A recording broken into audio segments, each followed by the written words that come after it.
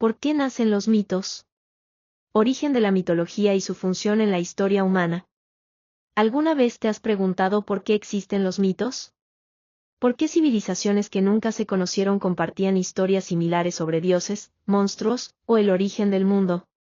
Hoy vamos a viajar a los albores de la humanidad para descubrir cómo nacieron esas narraciones legendarias que conocemos como mitos, y por qué han sido tan importantes para nuestra especie. Prepárate para adentrarte en la mente de nuestros antepasados, donde la lluvia podía ser un mensaje divino, las montañas tenían alma, y el fuego era un regalo robado a los dioses.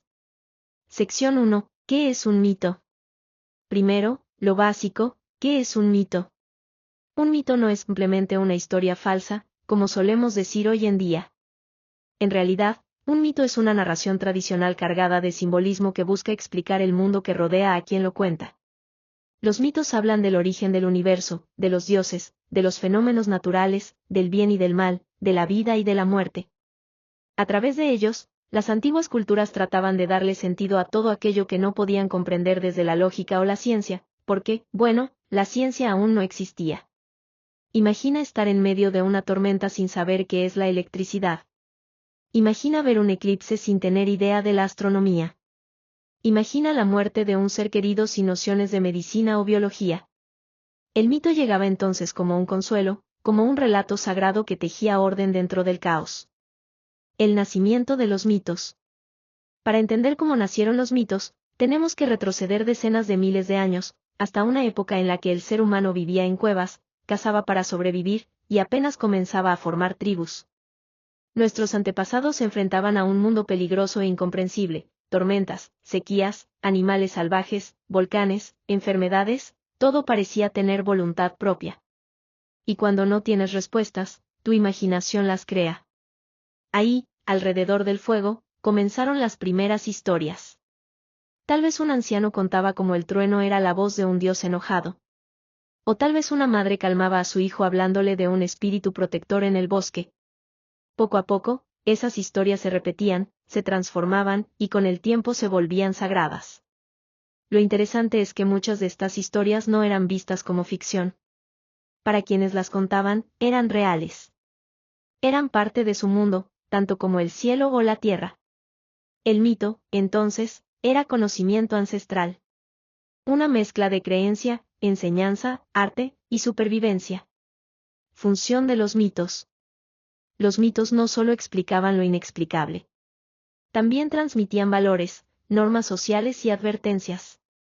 Por ejemplo, si una tribu necesitaba proteger un bosque sagrado, podía surgir una historia sobre un espíritu que castigaba a quienes talaban los árboles.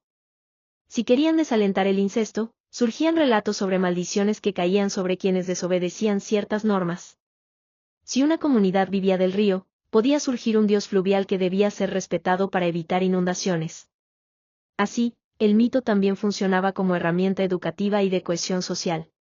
Era una forma de asegurar que las generaciones futuras entendieran que era importante para el grupo, pero no a través de reglas frías, sino a través de historias vivas, emocionantes, llenas de imágenes y personajes memorables. Y lo más impresionante es que estas historias cruzaban generaciones, continentes y civilizaciones, muchas veces con patrones similares. Héroes que bajan al inframundo. Dioses que mueren y resucitan. El diluvio universal. La serpiente. La creación a partir del caos. ¿Por qué ocurre esto? Algunos creen que es porque nuestro cerebro funciona a través de arquetipos. Otros dicen que es la prueba de una memoria colectiva.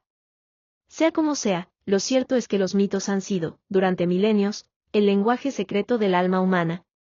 Un pequeño mito como ejemplo. Ahora que ya sabemos qué es un mito y por qué nació, escuchemos uno muy antiguo y fascinante. Solo una pincelada, lo suficiente para abrir la puerta a otro mundo. El robo del fuego, mito de los indígenas mapuches, Chile y Argentina. Dicen los abuelos mapuches que, hace mucho, el fuego no pertenecía a los hombres. Vivía en el cielo, en poder de los dioses. Los humanos sufrían el frío de la noche, la oscuridad, el hambre, hasta que un ave, el pequeño pincoya, según algunas versiones, un pájaro mágico, decidió que eso era injusto. Una noche, volando alto entre las nubes, robó una chispa del fuego celestial. Sus plumas se incendiaron mientras bajaba como un cometa, trayendo luz y calor a la tierra. Pero los dioses, enfurecidos, lo castigaron. Desde entonces, cuentan, las aves tienen miedo al fuego, y algunos pájaros, aún hoy, llevan en sus plumas los colores de las llamas. Esa pequeña historia, hermosa, simbólica, no solo explica el origen del fuego. También habla de la desobediencia por un bien mayor, del sacrificio, del poder transformador del conocimiento, conceptos profundos que, contados de forma poética, sobreviven hasta hoy. A lo largo del tiempo, los mitos evolucionaron. Algunos se convirtieron en religiones.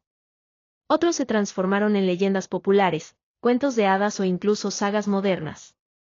Pero su esencia permanece, siguen siendo relatos que nos ayudan a comprender lo invisible, a enfrentarnos a nuestros miedos, a soñar con lo imposible. Y si lo piensas bien, todavía hoy, en pleno siglo XXI, seguimos creando mitos. Los superhéroes, las historias épicas del cine, incluso algunas teorías conspirativas, todas siguen esa antigua necesidad humana de narrar, de imaginar, de darle forma al caos con palabras.